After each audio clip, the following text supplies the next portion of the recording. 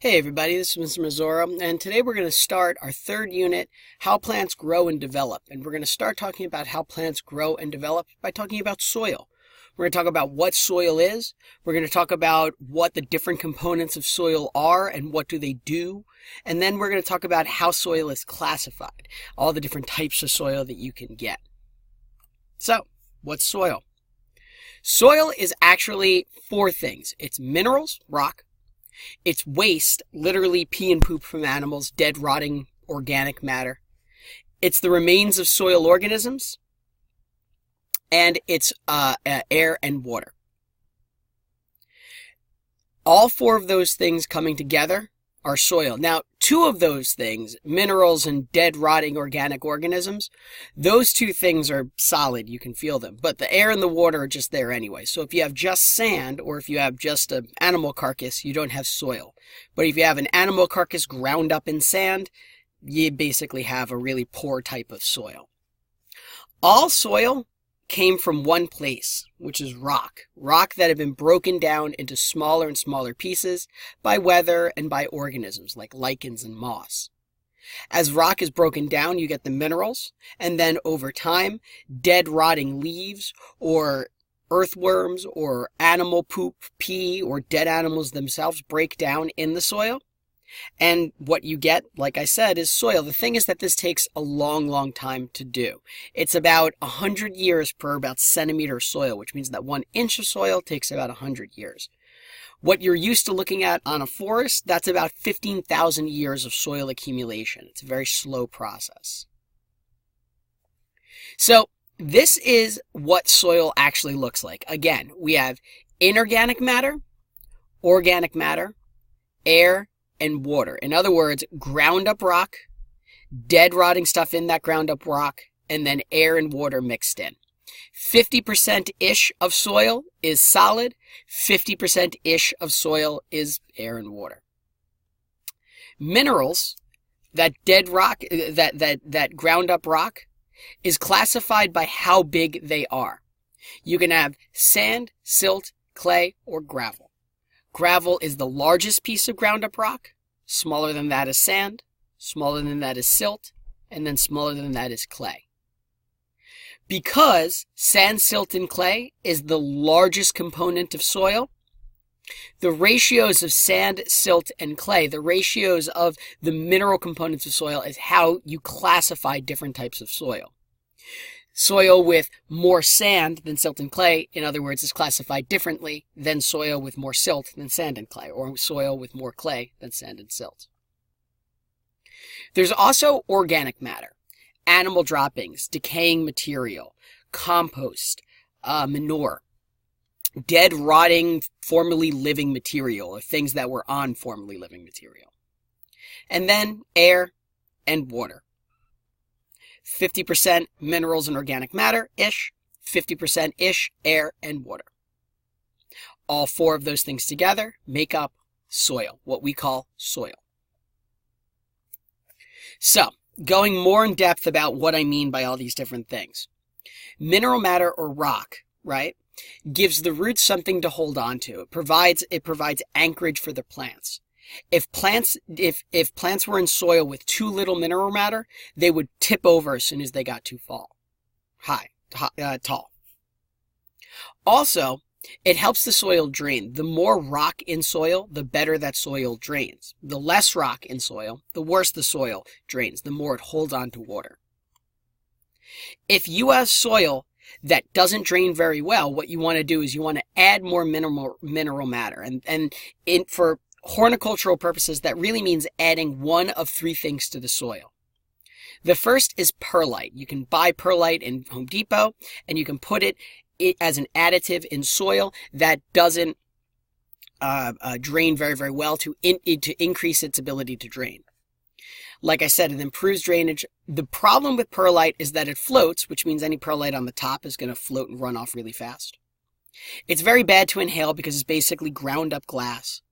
And it costs a lot of energy to create because you have to not only mine rock and crush the rock, but then you have to superheat that rock so hot that it actually puffs up and expands.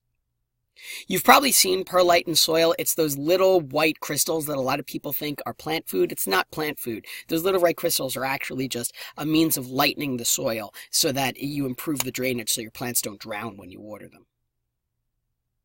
Vermiculite is another inorganic additive in soil that you can add to improve drainage. Vermiculite is actually even worse for the environment and worse to inhale because really what it is asbestos. And asbestos is actually a known super bad particulate matter that when you inhale it, it can cause serious, serious lung damage over time. However, if you work with asbestos like we do in the greenhouse, if you wet it first, that keeps down a lot of that superfine particle matter, and you can actually work with it pretty safely. And it's cheap. If you don't want to use perlite or vermiculite to lighten your soil, if you don't want to use perlite or vermiculite to improve the drainage of your soil, you can also use sand. Sand's environmentally friendly, sand's cheap, sand improves the drainage. The problem is sand doesn't work as much as perlite and vermiculite does in terms of improving the soil. In fact, sand's super, super heavy. And if you know anything about mixing concrete, when you mix sand with ground up rock, which is the main component of the soil, what you get is concrete. So sand does initially improve the soil, but it can also serve to make the soil worse over time. However, it's very environmentally friendly and still used today to initially lighten the soil or lighten soil out in a field somewhere. Organic matter is a little bit different. Organic matter adds nutrients to the soil, and it helps the soil hold on to water. Now, it doesn't necessarily provide the plants something to hold on to. It just feeds the plants over time. So it increases the actual nutrients in the soil, and then necessarily it also helps hold on to water. If you have soil that's too sandy and it doesn't have a lot of nutritive content to grow plants, and it also doesn't have a lot of organic matter because it dries out really fast, you would add organic matter. And just like inorganic matter, you can do that in 3 ways. First, you can add compost or humus. Compost and humus is basically just broken down, dead, rotting forest litter. It's a long-acting fertilizer. It helps the soil hold on to water. The problem is that compost and humus may not be organic and it may not be safe to use on edible crops. For instance, if you have a lawn and you treat that lawn with chemical herbicides like Roundup or whatever to get down crabgrass, and then you mow the lawn and take those clippings and you compost them, you may think that compost is natural and it's what the nature would do, but the problem is all of those herbicides and pesticides that you sprayed on your lawn, that's now in that compost. And if you use that compost on, let's say, vegetables, that's going to get in the food you eat. So you have to be careful about where your compost comes from, where your humus comes from. The ones available to you in stores obviously are safe as long as they say that they're safe to use on plants. Most of them are. But homemade compost can be pretty dangerous depending on what plants went into it and what the plants were treated with it first. There's also peat moss. Peat moss is partially dried moss, and peat moss is a really, really good way of holding on to water. Keep in mind, moss doesn't have any vascular tissue, so it's really, really good at sucking up water. It's about 10 times more efficient at sucking up water than cotton. So adding peat moss to soil is a very good way of adding organic matter, moss is living, organic matter to the soil that's going to hold on to the water. The problem is peat moss increases the acidity of the soil, and you can very easily raise the pH or lower the pH of the soil so much, make the soil so acidic that you can kill the plants that you actually tried to help by adding peat moss. It also adds less nutrients, and technically peat moss is endangered. The peat bogs, which actually are in northern Scotland, have been harvested for hundreds of years, and there's now evidence to suggest that there's not a lot left. So a lot of people don't like using peat moss. Last, there's manure. Manure is animal droppings that are partly or completely decomposed. It's super, super cheap. It's organic, so it holds on to water, an organic component that is, so it holds on to water, and it adds nutrients as it breaks down in the soil. The problem is that it's not consistent. In other words, manure from cows, depending on what the cow is eating, may have more or less nutrients in them, and manure from different animals is inconsistent because some manure may be dangerous. Let's say a cow was diseased and it puts out some manure, that manure might have E. coli or salmonella. Now you use that manure to fertilize your crops, and all of a sudden your lettuce has E. coli or salmonella in it.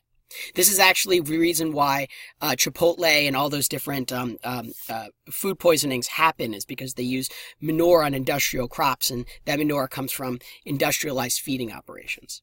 And it could cause weeds because that manure could come from places that are not, from animals that don't have complete digestive systems. The last two components of soil are air and water. Quite simply, the more water in soil, the less air. The more air in soil, the less water. And this is actually why plants die from overwatering, because if you overwater soil, you literally exclude all the air, and the roots literally drown, and that kills that organ of the plant, and the plant dies. Soil, like I said, is classified according to how much inorganic matter, clay, silt, and sand there is. If you look at I'm going to do this on the, there you go. Oops. I'm going to do this on a thing. There you go. Okay.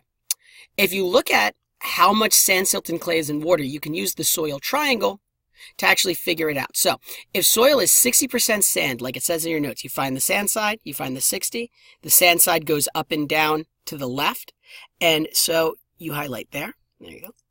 Silt is this down and to the left line. So silt is 30. And if this soil has 10% clay, 10% clay, where those three lines intersect is the type of soil you have. That soil would be sandy loam. Next, 10% sand. So let me do this in another color. Erase this all. So, next,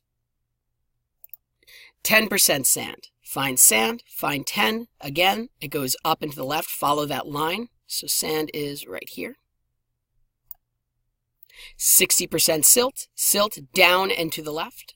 Again, follow the line. And clay straight over at 30%. Where they all intersect is silty clay loam. Last, 40-40-40. 40-40-40, if you actually trace it over, here's 40 for silt, here's 40 for sand, and 20 for clay, lands you in loam. And loam is very, very important. It's the best soil for growing most plants. So that's the ideal ratio of sand, silt, and clay. When looking at a soil triangle, I'll give you the numbers, and I just expect you to draw the lines. Keep in mind you have to pay respect to the way the lines go. Clay goes straight over. It doesn't go down. Just like silt goes down, not straight over, right? And you'll always have these arrows to remind you of the directions that all the things go. Last, kind of the way people talk about soil. Soil that is heavy has too many smaller minerals, has too much organic matter, doesn't have enough air. So that soil you would want to add more inorganic matter to lighten the soil, increase the drainage. Soil that is light has too many minerals, too much sand. The drainage is too fast. You have too much air, not enough water. So in this soil, you would add more organic matter, the manure, the compost, the humus. Again, this, perlite, vermiculite, and sand. Heavy, perlite, vermiculite, sand. Light, organic stuff, compost, humus, that sort of thing. So, what is soil? Sand, silt, clay, inorganic matter, organic matter, air, and water. That inorganic matter provides anchorage, sand, silt, and clay. It provides drainage. Organic matter provides fertilizer, and it also helps hold on to water. Air and water, the other two components. And soil is classified using a soil triangle according to how much sand, silt, and clay, the ratio of sand, silt, and clay in soil. And you would use a soil triangle to do that. All right, the next thing I'm going to show you guys is a little bit about making soil more acidic or less acidic, and a little bit about additives to soil. So stay tuned.